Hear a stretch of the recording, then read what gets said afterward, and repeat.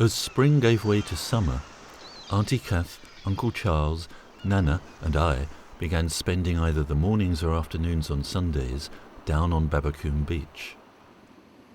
Never in England did I enjoy such perfect weather in such perfect surroundings.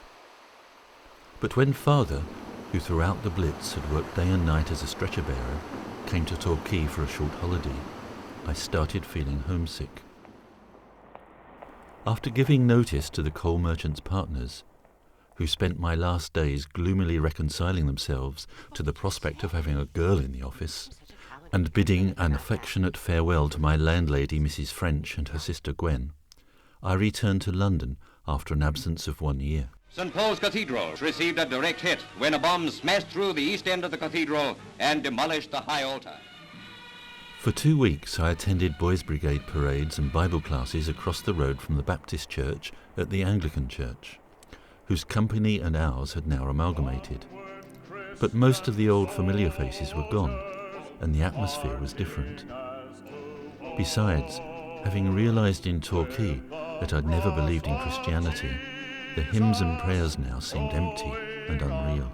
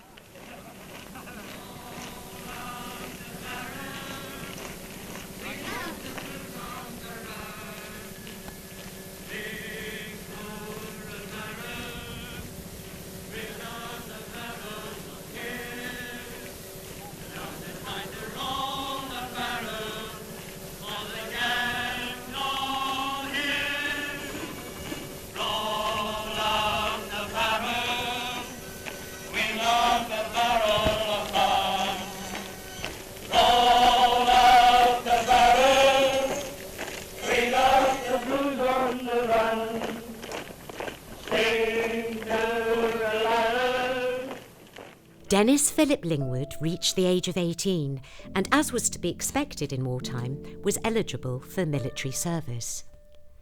What was unexpected was that his house was bombed and his parents separated. Not so unexpectedly, he found his way to the Buddhist Society, took the refugees and precepts from a Burmese monk, Khmer Raid warden, met lifelong friends and correspondents, and submitted an article for the Journal which expressed his perception of the non-sectarian nature of the Buddha Dharma.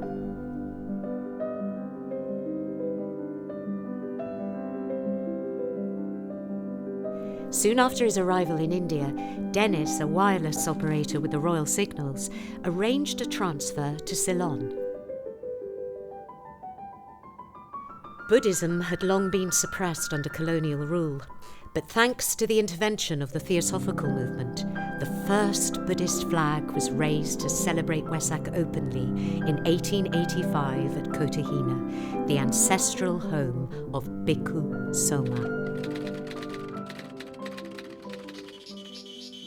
Wandering about, Dennis discovered an ashram of the Ramakrishna Mission, a Hindu Vedanta organisation near the camp. Swami Vipulananda had already roused my interest by recounting well-authenticated stories of the holy man's extraordinary powers. He was believed to be not less than 160, so it was with considerable excitement that I learned of the unexpected arrival in Colombo of Yogaswami of Jaffna. During our conversation, I had an uncanny sense that he was following my every thought. This feeling was intensified by the way he sometimes answered questions I had not formulated. Every now and then he ran his hand up and down my arm, squeezing it as he did so, and muttering, "Very good boy, very good boy, very good chair. I can sit in this chair.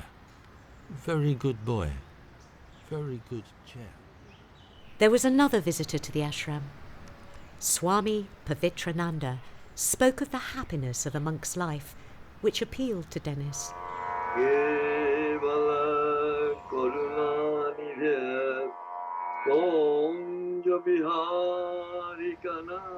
In letters to his now separated parents, he expressed a wish to stay on in India after demobilisation and become a monk. 6 months later, Dennis requested a transfer to Calcutta to see more of his family.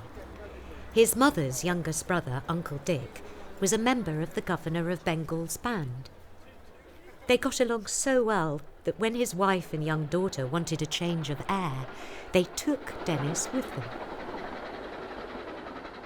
Once left to his own devices, Dennis hired a pony for a white-knuckle ride to Goom. A few miles out of Darjeeling, and some hundreds of feet higher than the town, is Tiger Hill, another viewpoint which attracts visitors from every corner of the earth.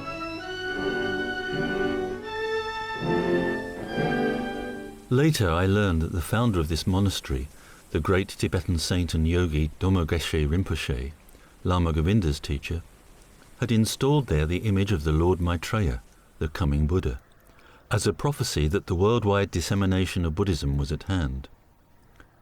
To me, the great figure portended the dedication of my own life to the service of the Dharma.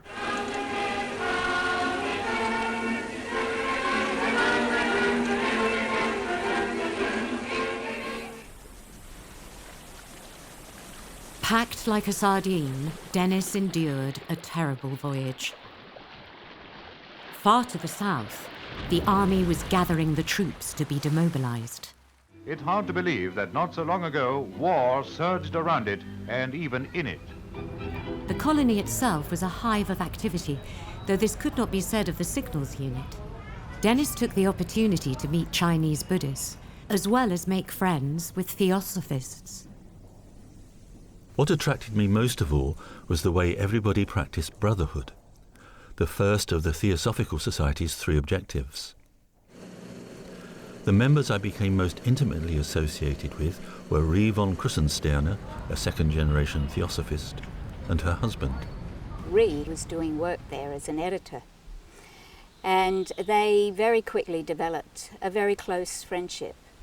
And he used to go and have dinner with Rie and her husband, so he was from Sweden, she was from Holland. Besides the pleasant, friendly atmosphere of the meetings, the works on Theosophy and Indian Tantra I borrowed from the lodge library were a revelation. There was also an abridged version of Tibet's great yogi Milarepa. As I read it, my hair stood on end and tears came into my eyes. If I had any doubts about the nature of my vocation, they were now dispelled. Over a 10-year period, I wrote letters on her behalf to Bhante at Majjhimaloka. And in fact, it was Rie who invited Dennis to give a talk at the Theosophical Society. And that was his launch, you could say, of his speaking career. Friends. What made the members of the lodge think a soldier of 21 would be a good speaker, I do not know. To my astonishment, my first lecture was a success. Mr. Chairman. Ideas wove themselves Persian carpet-wise into intricate patterns without difficulty. Madam Chairman. After this initial effort, I was in great demand as a lecturer, not only at the lodge, but also at the Buddhist Union of Chinese Temples. When I was at school, my class teacher, Smoky Joe, who had also been Father's class teacher, encouraged me in the writing of essays and gave me my first opportunity of addressing an audience. I never felt nervous, however big the audience.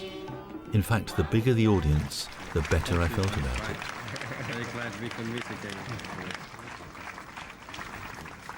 Hello, G3CFN. Hello, G3CFN. This is VS. In discussion with Rie and Sten von Krusensterne, and following the example set by the Chinese monks, I became a vegetarian.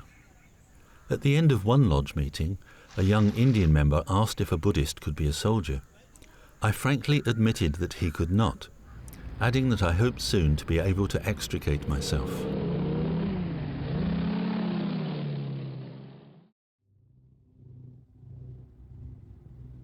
Ernie, the ginger-haired cockney who had travelled down with me, and I were taken to a hut containing a dozen army cots and told that we belonged to C Squad.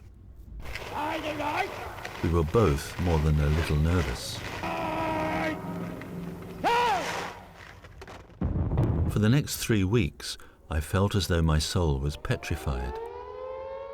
Had this defensive mechanism not come into operation, the futility of the existence into which I had been so abruptly plunged might have driven me mad.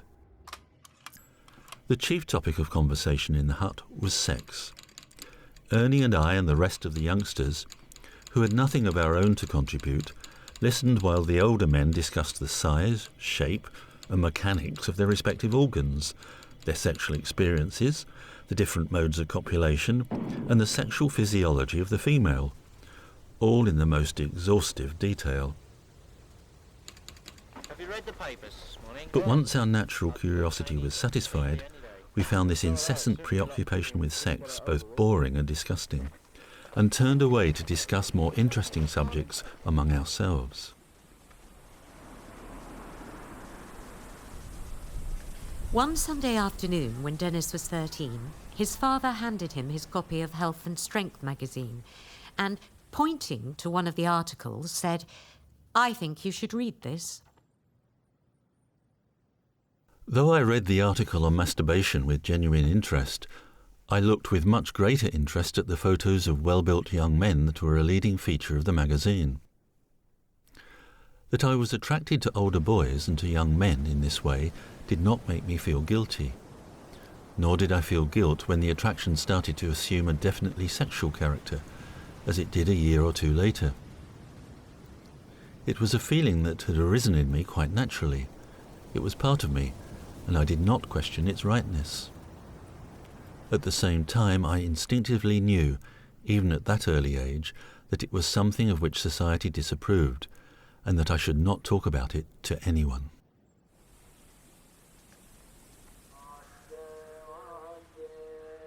There was a Buddhist temple on the outskirts of the city. Bhikkhu Soma, a grimly intense monk of mixed Dutch and Sinhalese descent, bore the brunt of my questioning. Producing the booklet I had bought in Ceylon, I asked if he could recommend this method of meditation. His reply was unhesitating. Anapanasati was the best of methods, the method employed by the Buddha on the eve of his enlightenment.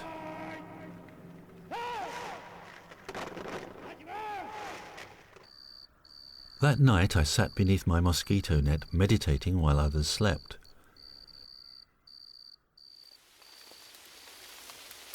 Success was immediate. My mind became at first buoyant, then filled with peace and purity, and finally penetrated by a quintessential ethereal bliss that was so intense I had to break off the practice. The conditions under which I was then living were not ideal for meditation.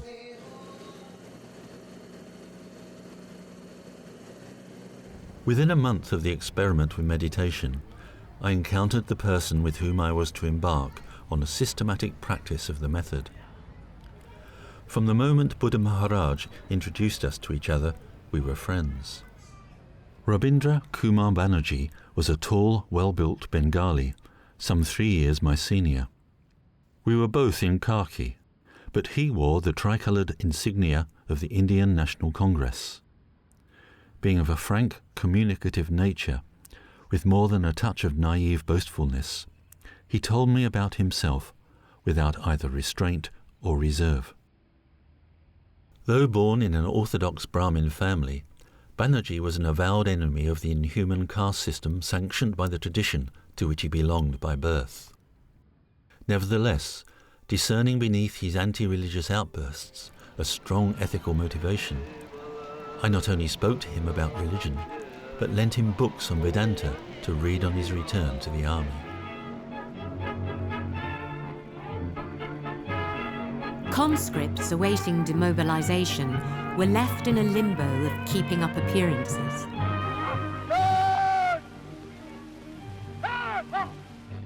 One demobbed pal, now in Britain, who had had notions of taking up a spiritual life, wrote with devastating news. I've had to forget about India. The government will not let us leave. Good luck.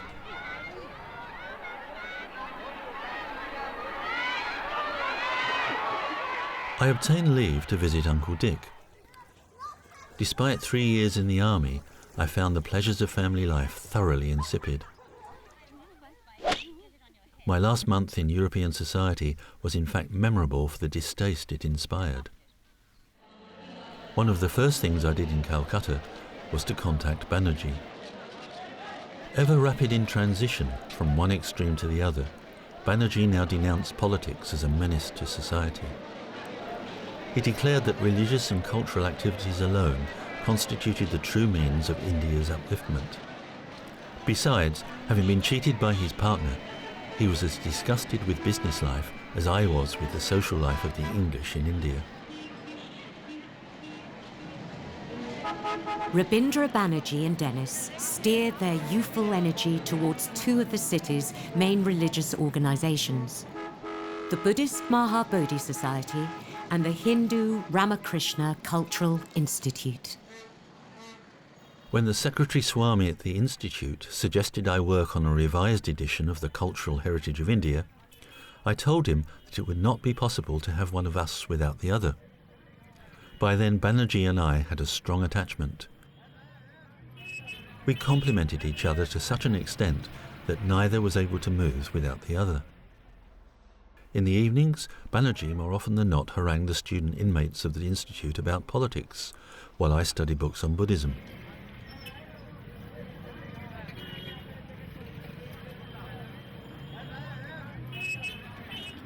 His Holiness the High Priest, as Jinaratana had instructed me he was to be styled, had the appearance of a well-groomed, saffron-robed vulture, and there was a constant sense of something unpleasant going on behind the scenes. His Holiness was invited to send a representative to the All India Religions Conference to be held at Ahmedabad. As I had already lectured in the Mahabodhi's hall, he decided to send me to speak on Buddhism. As the only two Buddhist delegates, Panditji and I, despite my misgivings, inevitably became acquainted. He gave a scholarly presidential address, delivered in impeccable English, from which I understood that though representing Buddhism, he was himself a Hindu.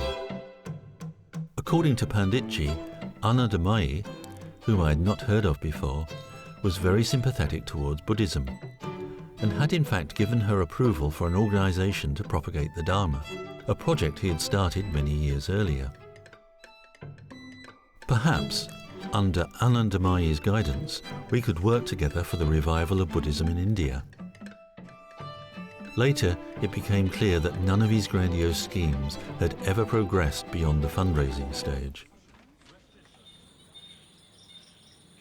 Dennis took to wearing comfortable Indian clothes, and to complete the transformation, he adopted the name Dharma Priya.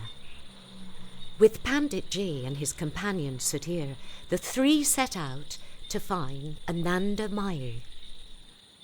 Anandamayi moved from place to place as the spirit moved her, spending a week here and a month there. My first impression of the blissful mother was perhaps the most favourable. On entering the ashram, I saw in the centre of the group a queenly figure, who I at once knew must be Anandamayi. She struck me as being strangely Buddha-like in appearance. At the same time, I became aware that an intense peace, purity and coolness was not only pervading the room, but as it were blowing from her like a delicate fresh breeze.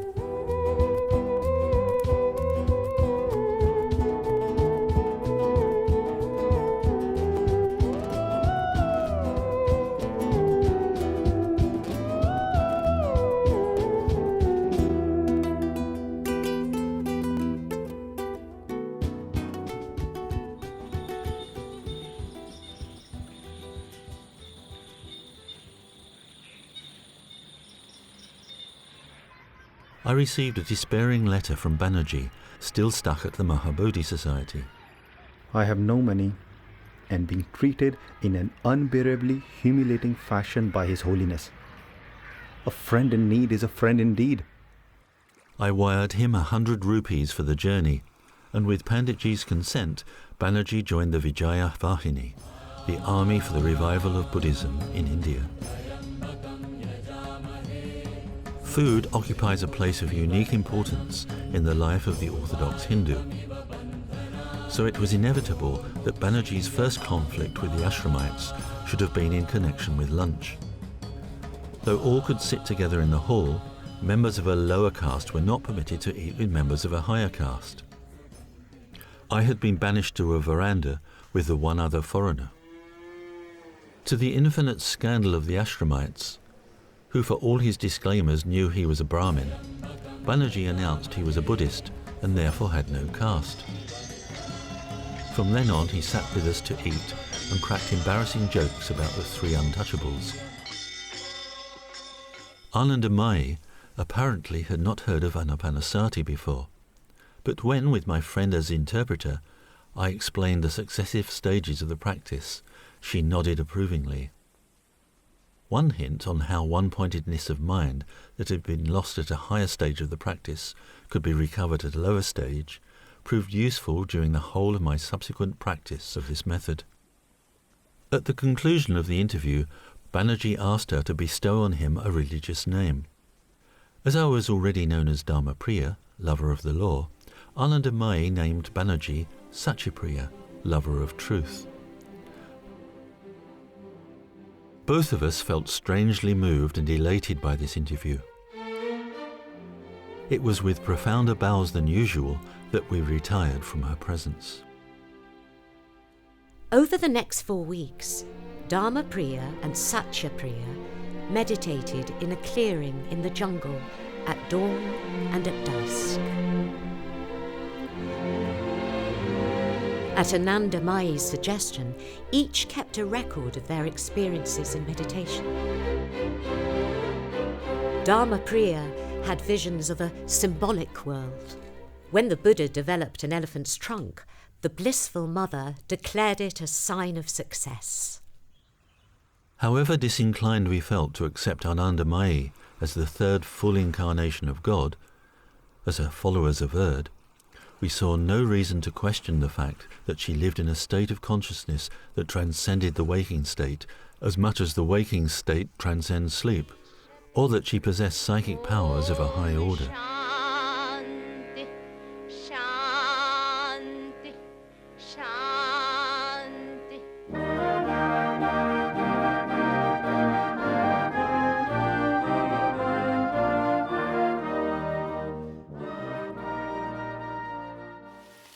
The little hill station was full of the damp white mist that came flying in over the treetops.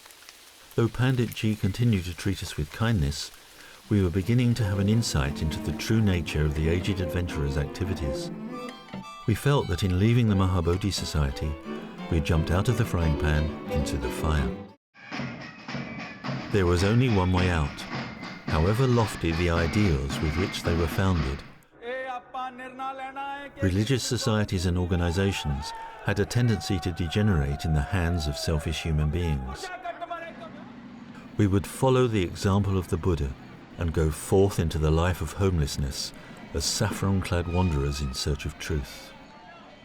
Suitcases and watches were sold, shoes given away, and identification papers destroyed.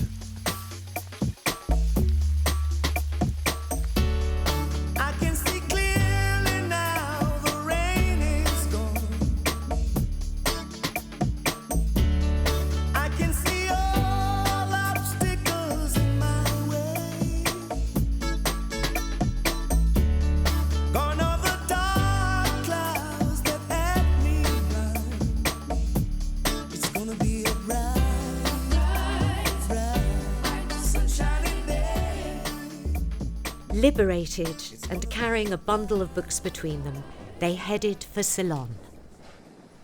For 3 nights they squeezed into third-class luggage racks.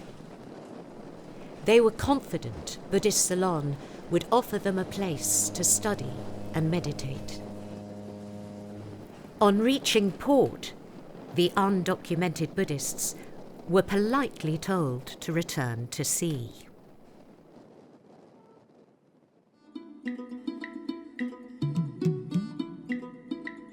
Back in India, undeterred, they set off to walk to the Himalayas, begging for food and deflecting questions about identity. The homeless ones found these activities ill-suited a life of study and meditation. Fortunately, a Ramakrishna Mission Swami offered them an empty ashram, which could be home for as long as they wished, and their needs could be balanced with those of their patrons.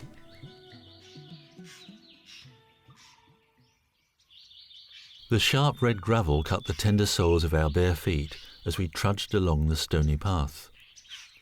A few minutes later we saw the ashram. The Swami had not told us that the ashram had remained unoccupied because it was haunted. At 5, while it was still dark, we were awoken by the sounds coming from the 2 temples a mile away across the river. Every morning, Satyapriya washed the cement floor on the altar, while I placed flowers on the framed photographs and marked their foreheads with fresh sandalwood paste, as though they were living persons. This did not constitute puja in the orthodox Hindu sense of worshipping the deity. The feelings that inspired me were purely aesthetic. Later on, when Satyapriya started performing the ritual worship of Sri Ramakrishna as an incarnation of God, my heart turned cold. Living cheek by jowl for 15 months, they shared remarkable experiences of clairvoyance and clairaudience. Just as often, they came up against their temperaments. Dharmapriya was vigilant. Satyapriya was impetuous. Satyapriya had abundant energy, which he directed into social work in bursts. When the same intensity was pointed towards spiritual practice, the effect was alarming. Satyapriya had almost exhausted himself with his austerities. So ardent was Satyapriya's desire for spiritual progress that he went so far as to practice pranayama, or breath control, as outlined in Vivekananda's Raja Yoga, in a particularly extreme form. Exhale, exhale, exhale, exhale, exhale. He also lengthened his periods of silence and started fasting for weeks on end. Among the 2 or 3 books that remained of the ashram library was a tiny volume, a biography of a saintly Hindu lady written by her teacher, both apparently having lived quite recently. We heard that someone from Muvattupuzha had been to see a great saint and had returned a changed man. We were living in the same world as one who had realized the truth. There was no time to be lost. As he beamed at us from the armchair, Swami Ramdas was the very picture of grandfatherly benignity. The only unusual thing about him were his ears, with lobes of extraordinary length. Constituting himself the spokesman, Satyapriya gave a full and frank account of our year together in the haunted ashram. Throughout the recital, Ramdas listened attentively, but when Satyapriya came to his outbursts of anger, as well as the austerities we'd practiced, particularly his own prolonged fasts, Ramdas's face took on an expression of the deepest concern, as if unable to credit his ears.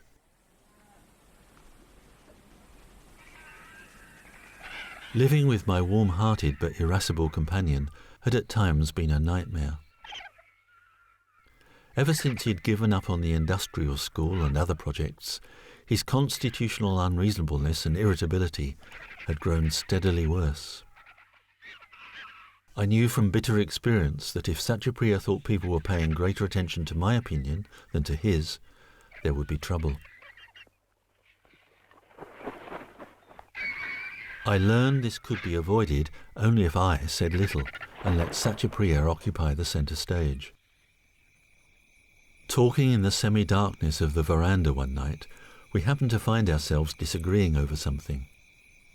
Knowing how impatient of contradiction Satyapriya was, I at once saw the danger and stopped pressing my point. But it was too late. Despite all my efforts to pacify him, he suddenly struck me a tremendous blow in the face with his fist. By the time our manager had come running, Satyapriya was dabbing my bleeding cheek and rocking me in his arms in an agony of remorse. From the minute Satyapriya had started telling the story of our life together, it had seemed that we were making confession of all our weaknesses and imperfections, that this confession was being received by Ram Das, like the ocean receiving into its pure depths the sullied waters of a river. The one thing needful was wholehearted love and devotion towards the spiritual ideal. From that, everything would follow.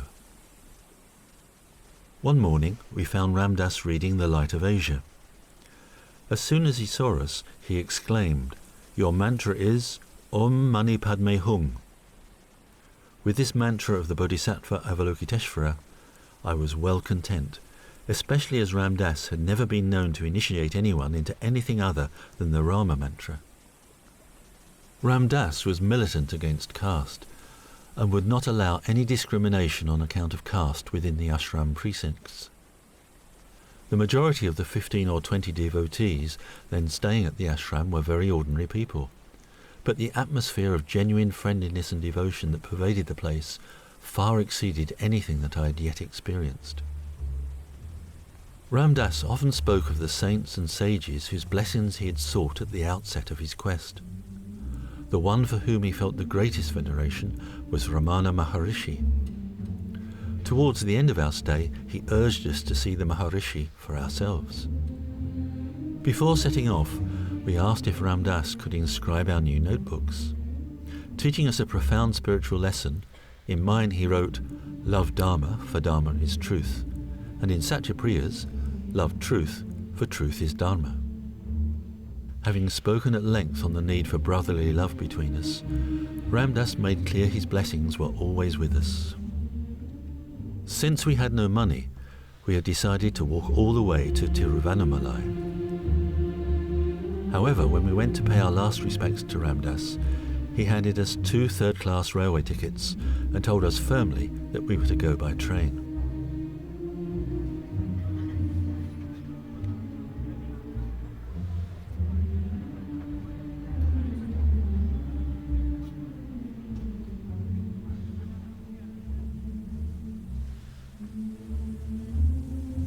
Behind the ashram rose the twin peaks of Arunachala, the Hill of Light, sacred throughout the Tamil country, the mere name of which had magically drawn the 17-year-old Ramana to the spot some 50 years earlier.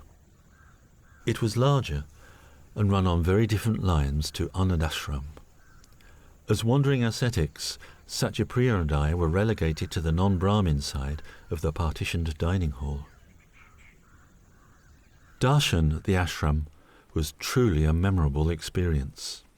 Sitting there with Satyapriya, I felt a stream of purity flow over me, until body, mind, thought and emotion had all been washed away, and there remained nothing but a great shining peace. With the Maharishi's blessing, we established ourselves in Virupaksha cave, named for the saint who had lived 500 or 600 years ago and had been buried there. Much of the space was occupied by Virupaksha's tomb, on which we slept at night. Chanting our new Avalokiteshvara mantra, both to ourselves and together, to a tune of Satyapriya's devising, we left the cave only every 2 or 3 days. Most of our time was devoted to meditation. One night, I found myself, as it were, out of the body, and in the presence of Amitabha. The colour of the Buddha was a deep, rich, luminous red, like that of rubies, yet soft and glowing, like the light of the setting sun, and more wonderful than any earthly red. I was now convinced our 2 years' apprenticeship in the holy life had come to an end, and we would retrace our steps to North India and seek formal ordination there. Setting their sights on an auspicious ordination on the full moon anniversary of the Buddha's enlightenment, Dharmapriya and Satyapriya crossed the subcontinent. What the innocent wanderers did not know was that hundreds of poor Hindus turned up at Sarnath asking for ordination just to be supported. The road along which we were now walking was the very one perhaps which the Buddha himself had trod 2,500 years ago, on the last stage of his journey from Bodh Gaya, soon after enlightenment. Then, rising above the treetops, we caught sight of the pinnacle of the Mulagandhakuti Vihara, the Sinhalese temple founded by Anagarika Dharmapala 20 years earlier. We were there. When we told the resident monks that for the past few months we had not possessed as much as a single penny, it was clear they wanted nothing whatever to do with us. In the eyes of these representatives of pure Buddhism, we were no better than beggars. At the first opportunity, we made our formal request for ordination. After listening to our account in silence, they said they would consult among themselves and let us know their decision. It was not long in coming. As the Mahabodhi Society was at present very short of funds, this consent would not be forthcoming. Back at the Ramakrishna Mission, we felt as though the bottom had dropped out of the universe and that we now hung aimless and directionless in a void. In addition to my own disappointment, I had to cope with the consequences of Satyapriya's humiliation, so painful to his self-respect, and be not only the confidant, but the scapegoat for his violent anger. What right have they to refuse ordination to two candidates who, for all they know, are spiritually far more advanced than themselves?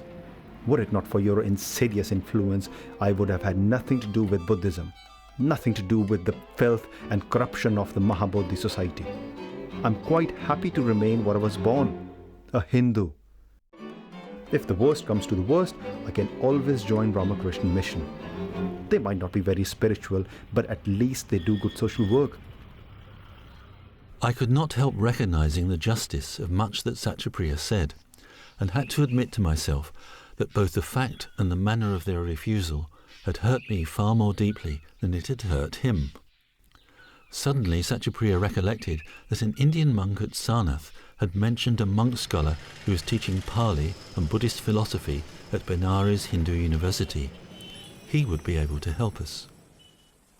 Having listened in sympathetic silence, Bhikkhu Jagdish Kashyap, slowly bringing out the words from the depths of his enormous frame, advised us to go to Kusinara and there find U Chandramani.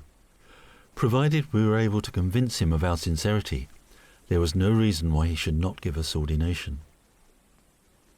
The holy month of Vaishak had already begun, and at the back of both our minds was the hope that on Vaishaka Purnima, the full moon day anniversary of the Buddha's enlightenment, it would be possible for us to be ordained.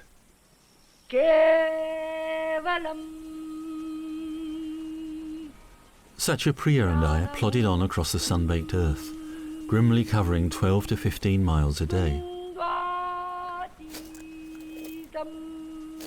A scorching, dust-laden wind was blowing off the desert, and the sun was so intense we had to walk along with a wet towel wrapped around the head for protection. After 2 or 3 hours of walking, we generally halted beside a river for our breakfast and a bath. At night, we took refuge in a temple or an ashram. The only vestige of spiritual activity we saw was the smoking of ganja. Often a sympathetic villager would bring us something to eat, and Satyapriya would become involved in discussion.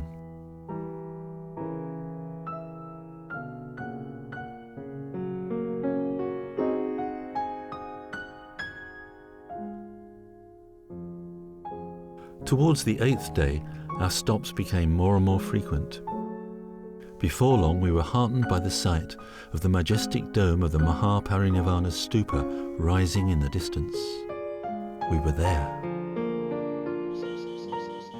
The resident monastic community of Kusinara was smaller than that of Sarnath.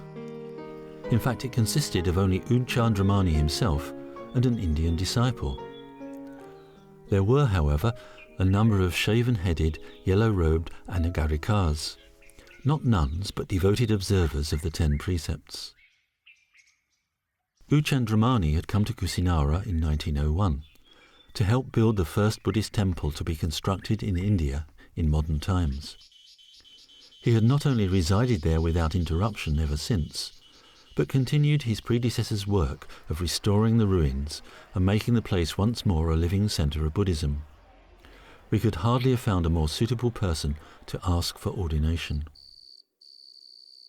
When the moon that rose every night above the shadowy dome of the Mahaparinirvana Stupa was almost full, U Chandramani called us to his room and told us that he would not be accepting any responsibility for our future training, nor would it be possible for us to stay with him at Kusinara. But if it was ordination we wanted, then he would ordain us with the greatest pleasure, and we could have his blessing into the bargain. At 9 o'clock on the morning of Vaishaka Purnima, we received the long-expected summons to the chapter house. Here, U Chandramani handed us our robes and told us to go and take a bath and put them on. The public then gathered in the shrine room was not being photographed. 7 years later in Thailand, and under the watchful eye of English bhikkhu Kapilavado, who narrates the film, 3 of his protégés are coached in the precise recitation. At the back you see the title fans. Those decorated fans, they are for bhikkhus. Every bhikkhu in Thailand has one as his authority. As the scene moves, you see the group there sitting quite happily, smoking cigarettes, everybody around quite happy, everybody very friendly. The 3 refuges had not only to be repeated 3 times each, but repeated in both Pali and Sanskrit. They commence by the words Sanghang Bhante Upasampadang Yachama Olong Patuno Bhante Sangho Anukampang Upadaya. Please, Venerable Sirs, may we enter? The more formal part of the proceedings ended with the Mahathera solemnly adjuring us in the last words which the Buddha had addressed to his disciples, as he lay on his deathbed only a couple of 100 yards away. With mindfulness, strive on. Having been spiritually reborn, we had to be given new names. Satyapriya would be known as Buddharakshita. Dharmapriya would be known as Dharmarakshita. When it was pointed out that U Chandramani already had a disciple called Dharmarakshita, our preceptor said, with a gesture of good-humoured impatience, "Let him be Sangharakshita." For most people who had come to Kusinara for the Vaishaka Purnima, our ordination was only a very minor event in the thrice sacred day, if indeed they knew of it at all. Strung out behind the brass band, a line of monks with red parasols, white-clad laity with black umbrellas, and schoolchildren with books on their heads wound their way through the fields to the neighbouring villages. Unfortunately, the brass band had got not more than halfway when the sky became overcast, thunder crashed, lightning flashed, and the rain came down in such torrents that the procession had to be abandoned. The rainy season had begun.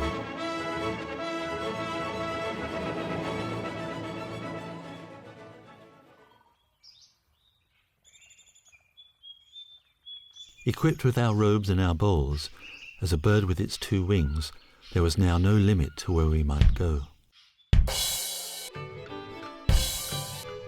Their first outing as newly fledged novices was to walk all the way from Kushinara to Palpatanzen in Nepal and contact some of U Chandramani's disciples.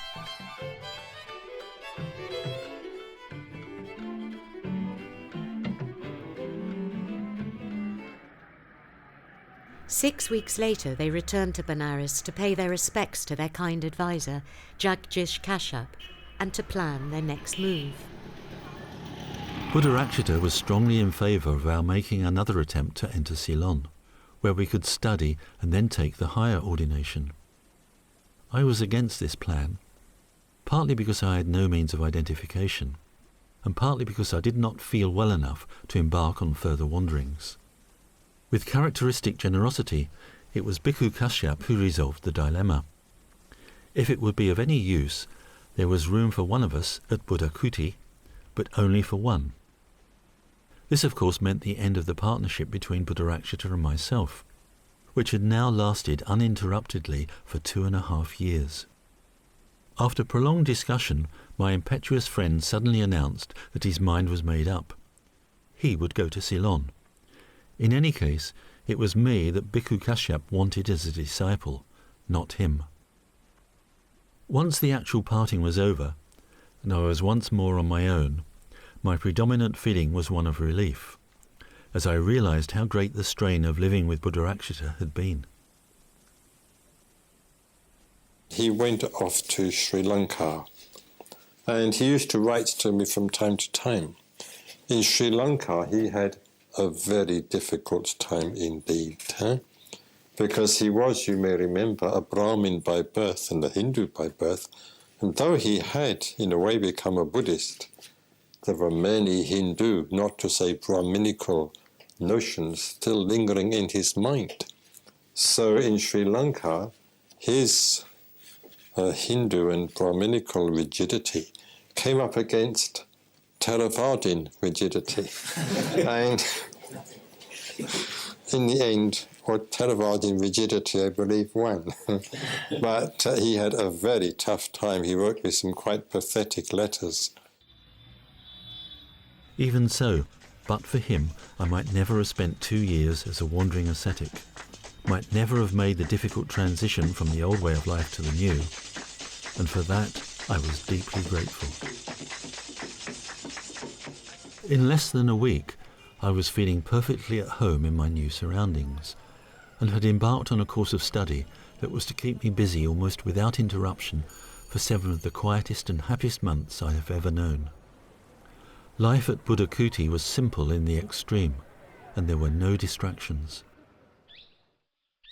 7 months later, teacher and pupil made a preaching tour of Bhikkhu Kashyap's ancestral homeland, the ancient Magadha of the Buddha's time.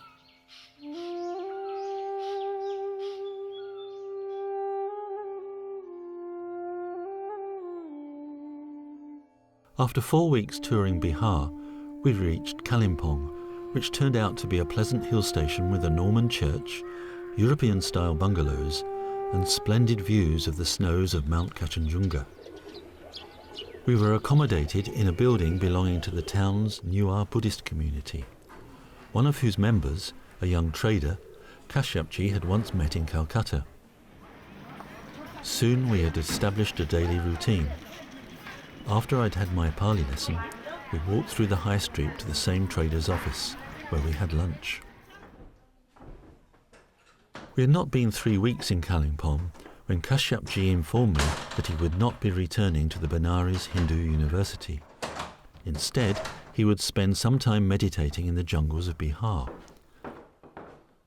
Perhaps, as he meditated, it would become clear to him what he ought to do next. He told me as he left the following morning I was to remain in Kalimpong, stay here and work for the good of Buddhism. The word of the Guru was not to be disobeyed, and I bowed in silent acquiescence. Sangharakshita had just read Thomas Merton's book of essays and was engaged in surrendering his ego to his teacher's will. Though I did not know it at the time, I was to spend 14 years in Kalimpong. Kalimpong and Darjeeling are 2 Himalayan trading towns at the crossroads with Sikkim, Bhutan, Nepal and Tibet. In 1949, Dado Rinpoche passed through Darjeeling on his way from Tibet to take up the role of abbot at Bodh Gaya, arriving with mother, attendant, steward, servants and a fair-sized library. Before the war, Lama Govinda from Germany, subsequently a British citizen, was living in Darjeeling with stepmother. Govinda's teacher, the great Domo Geshe Rinpoche, had installed the imposing figure of Maitreya, seen once by the teenage Dennis, but never forgotten by Sangharakshita. Sometime in 1951, Lama Govinda came to Kalimpong and spent some time with me. And I was very happy to make his acquaintance, and a very definite friendship did spring up between us, which lasted for many years, in fact lasted until the time of his death. When we met in Kalimpong, we talked a lot about Buddhism and art, about spiritual life and art, about meditation, And also, of course, we talked about the trip that Lama Govinda had made with Lee Gotami, his wife, to Tsaparang in western Tibet just a few years earlier.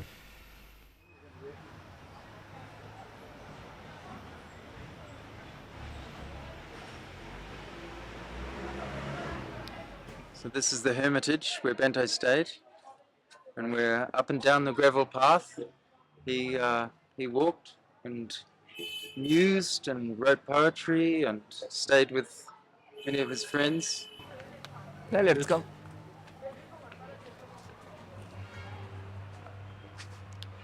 So this is the hermitage that Bhante stayed in, and it's been fixed up now. It's a guest house. He stayed in this room here.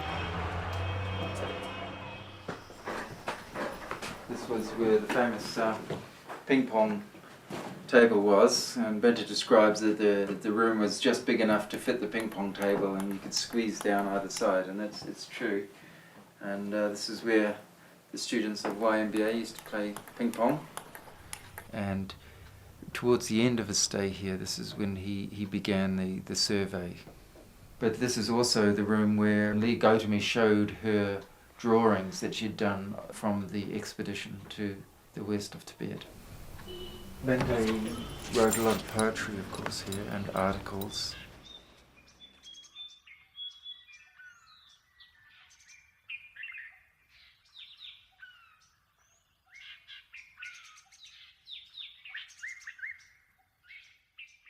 "18 months after his pupil's first ordination, Jagdish Kashyap emerged from the jungles of Bihar to participate in Sangharakshita's higher ordination in the deer park at Sarnath. At Government House, Minister of Justice and lead author of the Constitution resigned from government. The brilliant Dr. Bhimrao Ambedkar, the leader of the scheduled castes and himself an untouchable, had seen his Hindu Code Bill aiming to establish gender equality dropped from the agenda. This bill was a step towards the ultimate goal of equality, liberty, fraternity, and justice for all. Reforming Indian society would allow everyone the freedom to focus on the cultivation and expansion of the mind. He believed that the religion into which he and his followers had been born, that is to say Hinduism, was not a genuinely humanitarian religion on account of the extraordinarily hellish way in which the higher caste followers of that religion treated the untouchables. So in the end, he decided not to stage a violent revolution, not to go in for communism or Marxism, but to go in for Buddhism.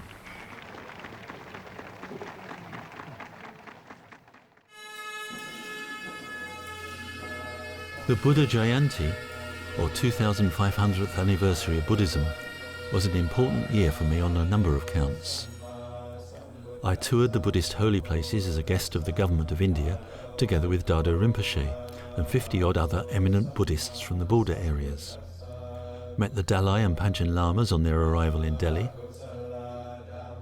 Met Dr. Ambedkar to congratulate him on his very great achievement.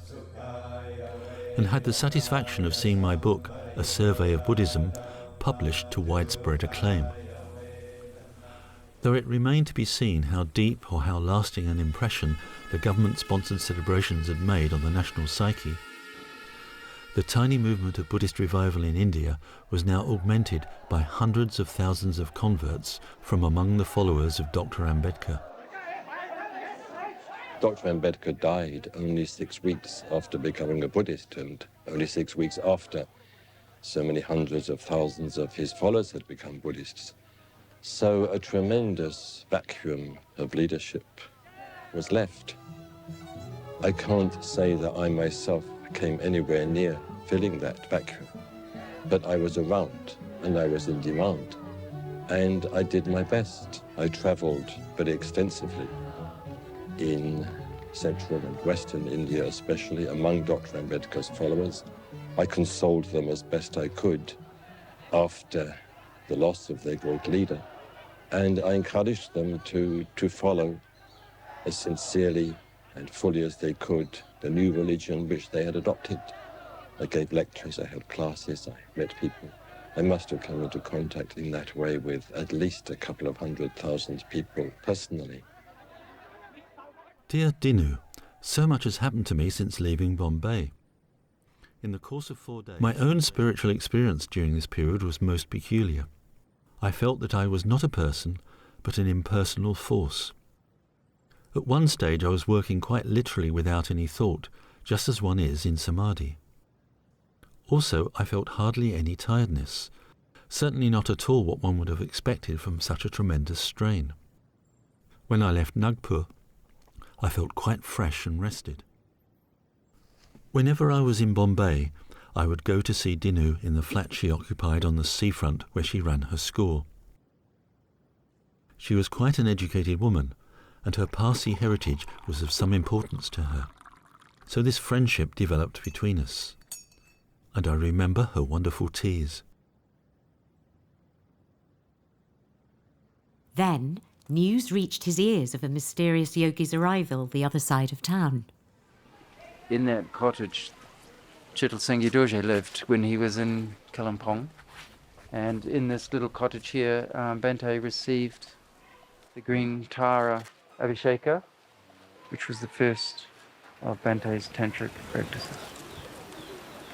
What I had expected the famous Nyingma Lama to look like, I cannot say, but on meeting him I received a shock. His face was so coarse and unrefined, he could have passed for a chicken farmer. At the same time, his whole being communicated such an impression of strength and reliability that one could not but feel reassured. And it was not long before the two of us were deep in conversation. The Rinpoche showed no surprise when I asked him to tell me who my guardian deity was. In fact, he seemed rather pleased, and after a moment of inner recollection, told me that my Yidam was Green Tara, the female bodhisattva of fearlessness and spontaneous helpfulness. He proceeded to bestow the appropriate initiation. First he gave me the 10-syllabled mantra, after which he explained the sadhana that would enable me to visualize Green Tara and call down her blessings on myself and all sentient beings. When I finally bade him a grateful farewell, having spent more than 4 hours in his company, my mood was one of considerable elation. When Shatral Rinpoche came to check the Green Tara text, he heard about Sangharakshita's difficulties with his landlord. Rinpoche was inspired to make a prediction. A permanent monastery would appear and have a Tibetan name meaning where the 3 yanas blossom.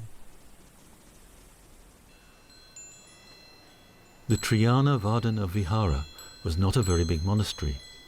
Indeed, it consisted of little more than a 4-room stone hermitage to which guest accommodation, in the form of a 6-roomed thatched cottage, had been added. It had been a memorable year. In fact, it had been a veritable annus mirabilis, a year of wonders.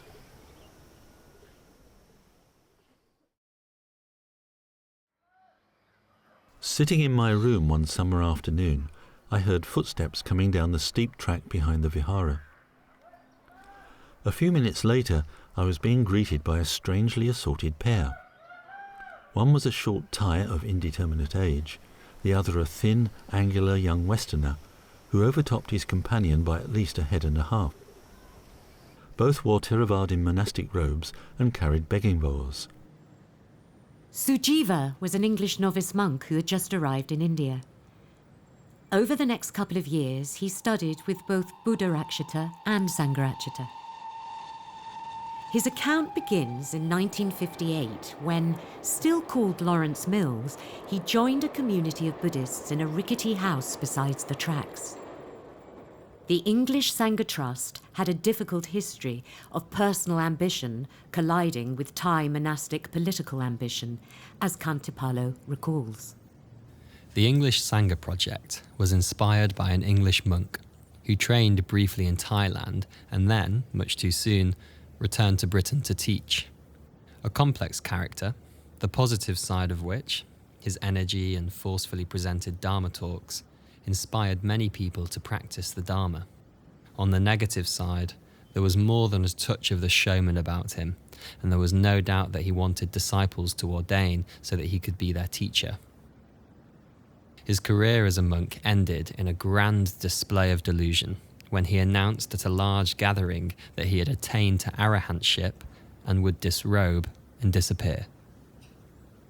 In fact, he'd become ill out of an unresolved conflict with his seriously ill teacher in Thailand.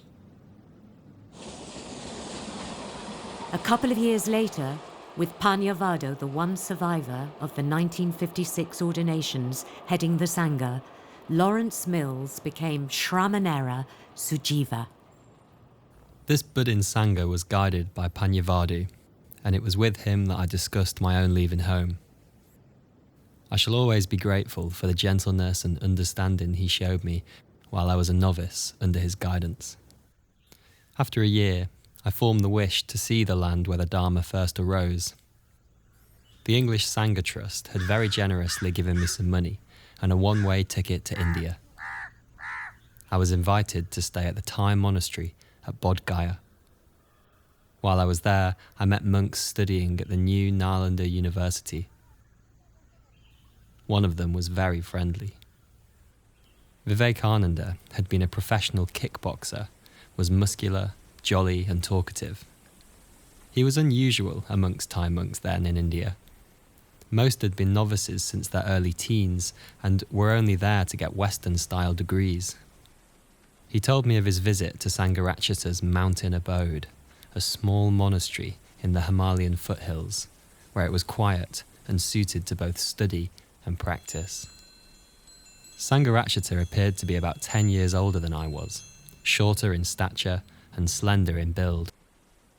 His movements were graceful, and his greeting of Vivekananda warm-hearted. I was already acquainted with Vivekananda. He had become a monk when of mature age after a rather turbulent secular life. He was still very fit and liked to demonstrate kicks and jumps to anyone who was interested. Friendly and unpretentious, and deeply devoted to the practice of meditation, he was in many ways an ideal monk. Though for only a few days, our stay with Sangharakshita gave me time to talk extensively with him on a wide variety of Buddhist topics, and to admire his knowledge, wisdom, and generosity. He was dedicated to the reawakening of the Buddha Dharma in India, and keen to motivate others in this immense task. I found much there which was admirable. My dissatisfaction, such as it was illustrated by Sangharakshita's informal way of communicating the Dharma. I would have welcomed a program of study classes. After spending the rains retreat at the Thai monastery in Bodh Gaya, Sujiva went on to study with Buddharakshita at the Mahabodhi Society in Bangalore. In a materialistic world, you do need spiritual values and spiritual life. Without that, life becomes useless. Tall, physically strong, and of imposing appearance, Buddharakshita was an impressive Dharma teacher. His face was determined and could darken quickly with anger, but as though to make up for this, his smile was relaxed and heartwarming. Of his scholarship there could be no doubt, and his time in Ceylon and Burma had been well spent. His view of Buddha Dharma was a narrow one, which could be summed up: Theravada tradition is correct, while all other Buddhist traditions are corrupt. Difficult indeed is self-control. Attahi attano natho, kohi natho parosiya. That is hard to gain indeed. These are words of wisdom coming from this sacred lips of Bhagavan Buddha, the supremely enlightened master, teacher of both gods and human beings. Around him in Bangalore, there were many outcast communities with whom he had little or no contact, probably because as a former Brahmin they distrusted him. The people who came to listen to Buddharachita's sermons were all caste Hindus and intended to remain so. In this way, he was more isolated from potential Buddhists than Sangharachita. I did not enjoy the constriction of Buddharachita's sectarianism and dreaded his outbursts of ill humour. Though he never laid violent hands on me personally, merely uttered very angry words, I subsequently learned that many of his disciples either fled the Vihara or were thrown out by him. That I lasted there for 9 months seemed something of a record. Every winter, Bhikkhu Sangharachita made preaching tours to the plains. The fourth tour extended from Maharashtra to Gujarat and lasted 8 months. We were joined on this expedition by Vivekananda. Sangharachita's work of conversion was inspiring, and we did whatever we could to help.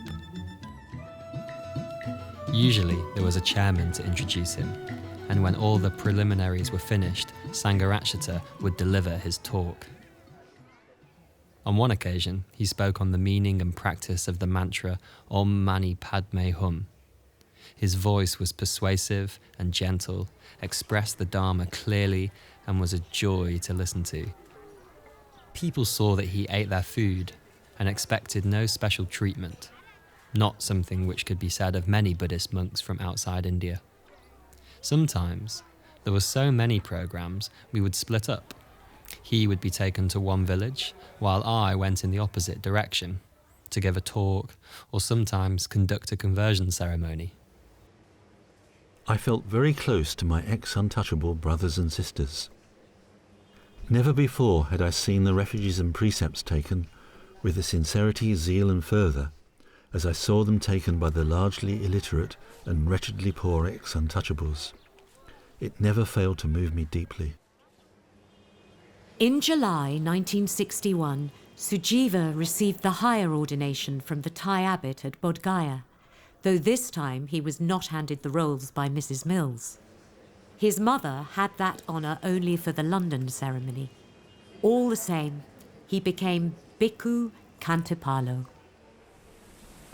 It must have been towards the end of November 1961 that I finally arrived for my second visit to the Triyana Vardhana Vihara. Sangharachita would light his kerosene lamp in the small hours and continue writing whatever volume he was then engaged on in his room. Sometime, around dawn, the two of us would enter the shrine room and make our prostrations to the shrine. An hour of sitting meditation followed, but for me it usually passed rapidly. Such was the peace and sparkling vitality of the place. If the day was not to involve travelling or visits, the morning was taken up with correspondence or more writing, punctuated by stretching our legs on the veranda or walks in the garden. During the rains, interruptions were very few, and days could pass without seeing visitors or going anywhere. Fog swirled about the Vihara, and everything, paper, clothes and bedding, was damp. It was not an enjoyable time in the way of the world, but it was very profitable for Dharma practice. Meditation deepened and written pages mounted up. At the time I was writing the group of articles that became the Three Jewels, as well as producing editorials and book reviews for the Buddhist monthly journal I edited. Khantipalo was no less busy. During his first few months at the Vihara, he was giving final shape to Tolerance, his first published book.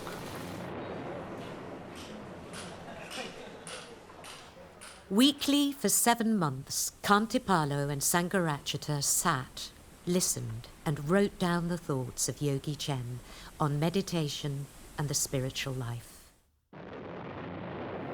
Christmas Humphreys QC, founder and president of the Buddhist Society, came to talk about the parlous state of British Buddhism.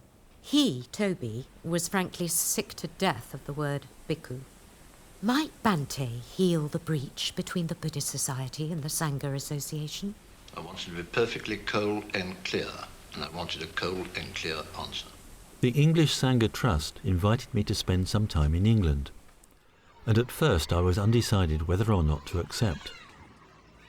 Kantipalo was with me when it arrived, and when he pointed out that it was my duty to help spread the Dharma in England, inasmuch as I'd been born and brought up there, I could not but recognise the force of his argument.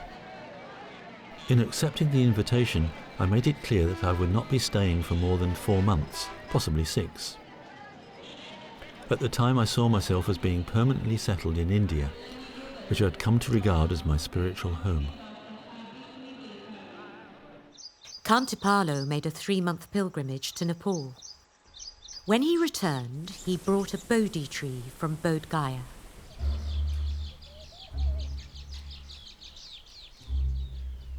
I loved to communicate the Dharma, especially through the medium of the spoken rather than the written word.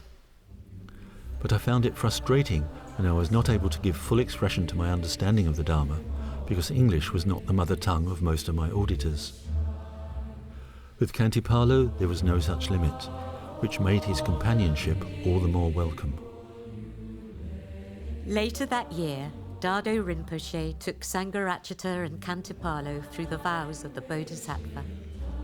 Though they came from very different backgrounds, their friendship had ripened over several years. Sangharakshita appreciated Dado Rinpoche's immense scholarship and kindness, while Rinpoche appreciated Sangharakshita's noble efforts to propagate the Dharma in India, especially among the outcasts. The time came when I became, as it were, so aware of those higher spiritual qualities he had, especially the qualities of awareness and compassion, that I felt, well, I can really regard him as a teacher. And at that point I asked him for the Bodhisattva ordination. No doubt the ceremony was in Tibetan, which may account for my lack of details of this event. My mind, too, fails to provide any details of the day we took the Bodhisattva precepts, except that it was a very positive occasion, of which I retain a distinct visual impression. Rinpoche not only gave me the ordination, but subsequently explained the 64 precepts to me in considerable detail, so that I was able to translate them from Tibetan into English. While I had no further contact with my 2 previous preceptors after receiving ordination at their hands, I was able to remain in regular personal contact with Dado Rinpoche for the rest of my stay in India. Both Sangharakshita and I sought something hardly to be found in India at that time, a sense of community. We both were monks, but according to the rules, at least 4 bhikkhus were required to be able to be counted as a Sangha. And to my surprise, in all my years as a monk in Thailand, I never discovered this sense of community.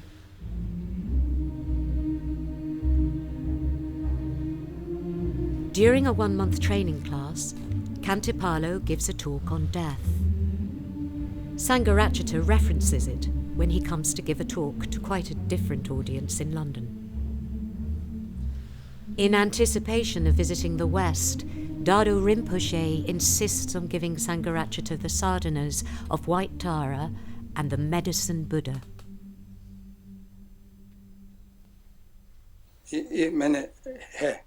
क्योंकि हम पहले विशुचि को मैं पहले विशुचि को बोल दिया क्योंकि हम बोला था आपको धर्म को सब सीख के लंदन में जाने से था हम लोग यहाँ से तिब्बतन को लामा 100 जाने से भी इतना नहीं हो सकेगा क्योंकि अब सबसे जान पहचान है सब मिल जाता है ना हम आदमी लोग भी समन कैसा होता है अब ना कौन जाति को अन्य से जल्दी हो सकता है ना इसलिए आपको ऊपर में विश्वास ज़्यादा रहेगा हम लोग तिब्बतन लोग में जाने से ये बोलता है कि नहीं है ठीक है कि नहीं है पगा है कि नहीं अभी बीच में डोल के बहुत टाइम लगेगा